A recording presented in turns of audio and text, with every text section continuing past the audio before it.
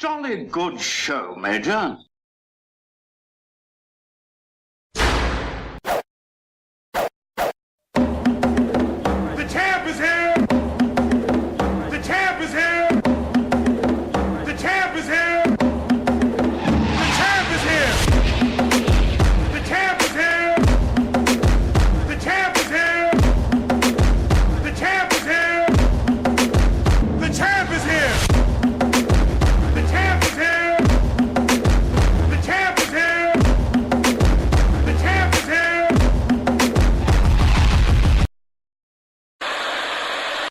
What's going on, TTC? New Rob Report. All right. It's week 16. It's coming down. It's the final stretch. It's coming down to the end. Big games coming up. And depending on how this week's games go, week 17 will be even bigger. But in week 16, the NFL's game of the week is once again our Seattle Seahawks going into Arizona to face these Cardinals, who somehow have the league's best record. First thing I want to do is start off by saying hats off to the Arizona Cardinals for managing to get where they are as we speak, given their situation. They've got a few key injuries, not to mention their quarterback being down to their third string, and they still managed to be where they are. I mean, they got 11 wins.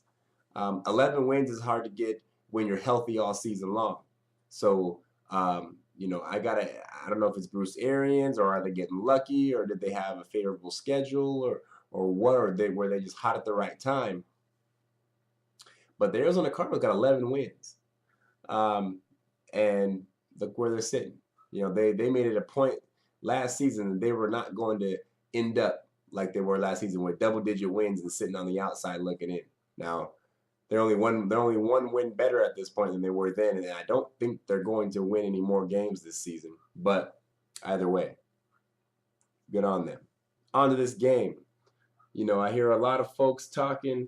I shouldn't say a lot of folks. I've only listened to watched a couple of videos, but a lot of people are talking about, come on, let's be real. Let's get down to reality. Let's talk about what's really going to go on. And I don't know if everybody's really in touch with the reality in this game. And I'm talking about both sides. I'm not, not knocking anybody in general, in particular. I'm just saying in general. This game, actually, Cattle Dog, I think, said it best. What would be a real good game to see would be are these two teams, best assets duking it out, for 60 minutes, that being our defenses, and it being a real low-scoring game, obviously with the Seahawks coming out on top, which would be, opposite of what Cattle Dog is hoping. But I gotta agree with him that would be a real testament to the level of defense that is the NFC.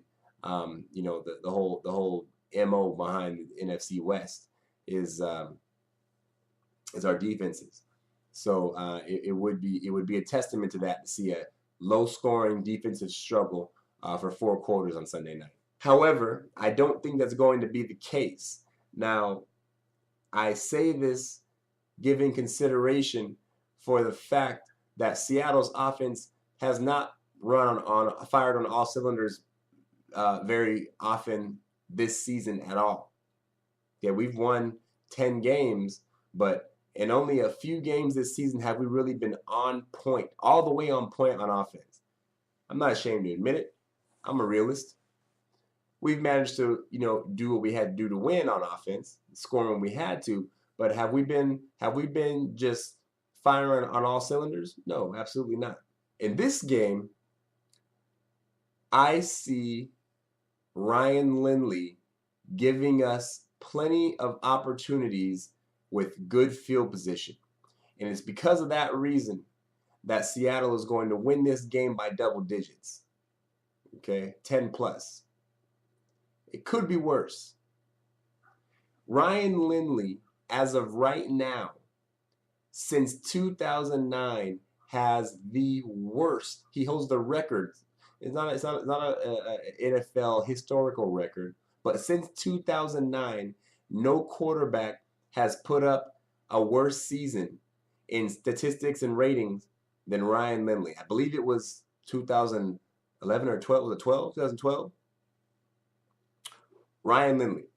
His career, 7 interceptions, no touchdowns, like a 40-something rating. Ryan Lindley, if your guys' running game, if your guys' running back, I don't even know who his name is because Ellington's out, right? If your guys' running back doesn't jump out of my TV screen and truck me into the end zone, you guys don't have a chance. You just don't have a chance. You guys will be giving up the ball. I'm not even talking about turnovers. I'm expecting to force a turnover from Ryan Lindley, whether it's sacking him and him knocking the ball out or him throwing a pick. I'm expecting that, but I'm not even talking about that. I'm talking about Ryan Lindley not being able to sustain drives. Okay, not being able to sustain drives down the stretch. He's not going to be able to sustain drives. Every time you guys are going to start in that, if we don't, heaven forbid, we tackle you before the 20-yard line on the kickoff, which our special teams is pretty good at doing, getting to returners before they even reach the 20. We're pretty good at that. If you guys end up starting, or we end up punting and pinning you deep, you guys start drives inside your own 10-yard line. That ball's coming back to us, and we're going to be starting that drive in your territory. Seattle's going to spend the bulk of this game in Arizona territory. It's still going to be a defensive game. It's going to be a defensive game. But even the best defenses can't continually stop offenses when they start with the ball in their territory. When offenses continually have good field position, they score. That's just how it is.